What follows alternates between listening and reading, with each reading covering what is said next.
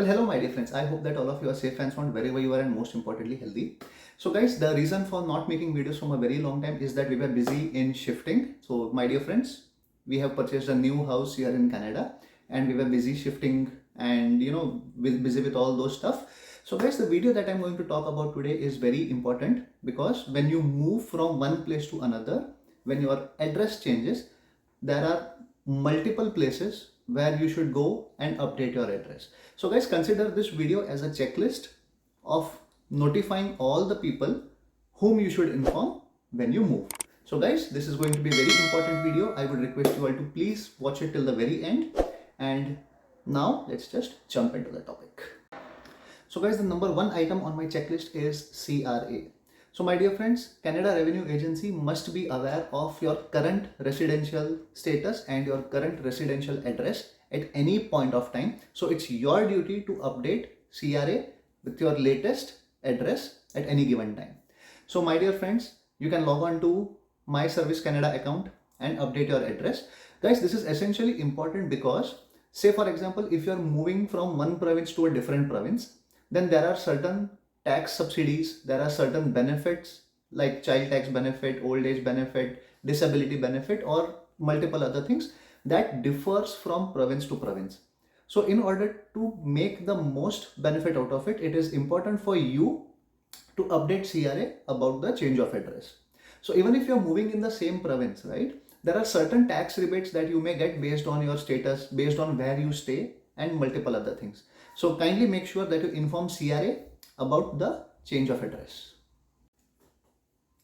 The next items on my list are your driver's license and health card. Guys, as we all know that driver's license and health card are very important documents. It is essential for you to have your address updated in both of them. So guys, in Ontario, you can update your driver's license and health card simultaneously by visiting the Service Ontario website and request for the change of address. So your driver's license, your new driver's license with your updated address would be mailed to you, but your health card remains the same. So the information gets updated associated with your health card, but you will not be getting a new health card, but you will be getting a new driver's license. Guys, this is very, very important for you because in different provinces, you are given anywhere between 30 days to 120 days to update your address in the provincial government records. And it is also very important because your insurance amount is associated with your address. So when you move to a new address, the chances are, and it definitely is, that your address will impact your insurance costs. So if you're moving from somewhere like Mississauga, Brampton to Cambridge, Kitchener, then there is a significant drop in the insurance amount, which will save you a lot of money. So it is very important for you to update your address. Guys, the third item on my list is utilities. Guys, I understand this is a very painful task because you have to do this activity twice. Twice because first time you have to close your existing connections in your current residence and you have to open a new account for your updated new home address. Correct? So basically what you have to do is you have to identify who all are the utility providers in your existing residence, who all are the utility providers in your new address. Okay, and if you are suppose buying your new house here in Canada, then on the day of closing it is necessary that all the utilities be transferred in your name. So you should be having an account with them either on the day of closing or immediately within the closing. Okay, so it is very important for you to reach out to each of these providers, close your account in your existing ones, open a new account with your new ones. So basically the list of utilities are hydroelectricity, water, heat and gas, if it is a heater, rental heater or whatever, and the next one is internet. So guys, it is highly possible that the same provider, the same utility provider would be servicing your old address as well as your new address. In this case, you have to give them a move-in, move-out request. So basically you will be moving out from your old residential address and you will be transferring the same account to your new address. So each and every utility provider has a different way of working. So you need to reach out to each and every one of them and you have to get it done. So guys, one word of advice that I would like to give here is that when you move to your new address, right, do shop around to see which service provider is available locally and what promotions are going on. Say for example, if I am with ABC internet provider in my existing old address and I am moving to a new address, ABC might not be able to give me the best coverage, best rates at my new address. So there, hopefully there would be XYZ, MNO, or any other local service provider who will be able to give me a better rate. So then in that case, I need not stick with ABC. I can just disconnect my account with ABC and start a new connection with someone who is more local to the new updated address. So guys, this way you can check out and shop around for best deals and you'll be in benefit.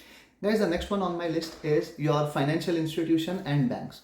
Guys, we all have bank accounts, right? Savings account, checking account. We all would have done some investments, RRSP, RESP, TFSAs, mutual funds, segregated funds, and we all have some or the other credit card associated with us.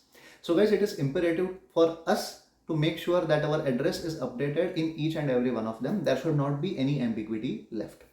So guys, say for example, I used to bank with RBC and RBC was closer to my old residential address, right? But now when I move to the new residential address, it is necessary for me to find the closest RBC branch and make it my home branch. It's not necessary, but it is highly advisable because even though most of your tasks are done online, still there would be some tasks that you would be needing at your home branch. Say for example, if you have a safety deposit box, then it is necessary for you to move that safety deposit box from your old branch to the new branch if it is available. If you stay close by, so say for example, if your old address and your new address are in the same city or in the same town, then you might still manage both of. So if you're moving to a new province altogether, right, then in that case you have to close your old safety deposit box and then move to a new province and then search for a safety deposit box where you can get it. So and there are some tasks related to banking which can be done at your home branch. So make sure that you change that to your new address. The next one on my list is your child's daycare and school. So guys, this point is valid only for people who have kids. For those who are not having kids, they can just skip this part. So guys, if you have kids, it's necessary for you to change your child's school and enroll him in a new school. So guys, there are multiple ways of doing it. Either you can directly connect with the school, or there is a website findmyschool.ca wherein you can go and put in your new postal code and it will tell you which school your child can enroll into. Or you can directly connect with the school board, the district school board, and they will guide you with the process. In either case, if suppose you are staying in Ontario and your new residence is also in Ontario, then in that case you will be needing something called as OSR, Ontario Student Record. This will be given by your child's old school and you can forward it to your new school. And guys, that is pretty much it. And even before moving, I would request you all to please check out the daycares in your new residential area because the daycares usually have a long waiting list. And even if you are applying for some kind of subsidy, then it takes time for all the processing and everything to be done, right? So earlier the better. So even before you move, if you can do some R&D about which playgroups, which daycares are available in your new residential area, just inquire and enroll yourself in the waiting list so that whenever the time comes, you are notified of it. The next one on my list are doctors, dentists, and other medical care practitioners. So guys, if you when you move to a new area, right, it takes time for you to find a good family doctor and enroll with that family doctor.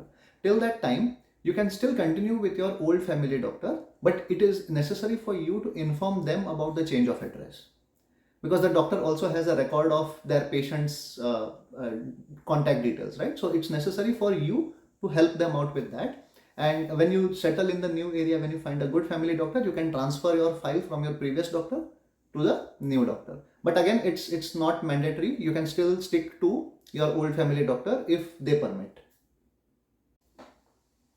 Guys, the next point is only and only if you're a homeowner and not a tenant. Okay. So my friends, if you're a homeowner, then you have to pay property taxes for the property that you own. So for that, you have to connect with your city office, and they will help you out with the different processes that you have to follow in order to pay your property tax. So guys, this is very mandatory step. You cannot skip it, because if you don't pay your property tax, there will be lots and lots of penalties that will be incurred on you. So it is your responsibility to connect your city office based on your new address. So guys, now coming to the last part of this video, and that is related to Canada Post. My friends, this is a completely optional step and you can skip it, ignore it if it does not make sense to you. So guys, what happens is, even after you update your address in all the places that I've mentioned so far, there is still a high possibility that you might receive some emails at your old address, some mails at your old address. So if you don't want that to happen, and if you're expecting some important mails that you don't want to miss at any point, at any cost, then there is something called as mail forwarding from Canada Post. So what you can do is, you can go to your nearest Canada Post at your old residential address, and you can request them for a mail forwarding option. So it is expected that you give them your updated address, and there is a fee that you have to pay depending on where you stay and where you are going to stay. So the distance is calculated, and appropriately the fees is mentioned. So guys, what they'll do is, whenever they receive a mail which is addressed to you at your old mailing address, they will forward it to your new mailing address. So this way you do not lose any mails, nor you have to go back to your old mailing address and check if you have received any posts or anything, right? So guys, this is a very good option, and once maybe after a month or 2 months, 3 months, you can discontinue this service, as all the mails would be forwarded to your new address. So guys, if this is again, this is completely optional, but it is highly recommended if you are expecting some important mails which you don't want to miss at any cost. So guys, with this I end this particular video. I hope you all found this video very useful and very informative. Please consider this as a checklist and make sure that you follow each and every point that I have mentioned if it applies to you. So guys, with this I say goodbye. Stay safe. Much love.